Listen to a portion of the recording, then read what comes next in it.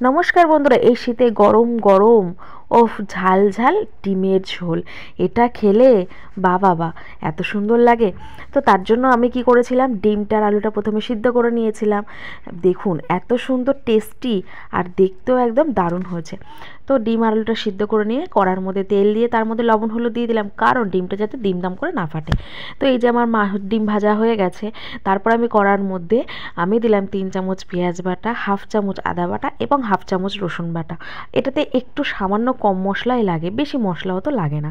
তো তারপর আমি এর মধ্যে দিয়ে দিলাম আমার বানিয়ে রাখা শুকনো লঙ্কার পেস্ট, আর দিয়ে দিলাম 1 চামচ হলুদের গুঁড়ো আর 1 চামচ লবণ। দেওয়ার পরে এই যে ঠিক এরকম দেখতে হবে, যখন তেল ছেড়ে আসবে ডিম আর আলুটা দিলাম ঢেলে, এই যে এরমভাবেও খেতে পারেন। আমি একটু ঝোল ঝোল খাই বলে আমি একটু জল দিয়েছিলাম। তো কেমন লাগলো আমার এই ভিডিওটা? আর নামানোর সময় কিন্তু আমি পাস্তা মশলা দিয়েছিলাম। টাটা।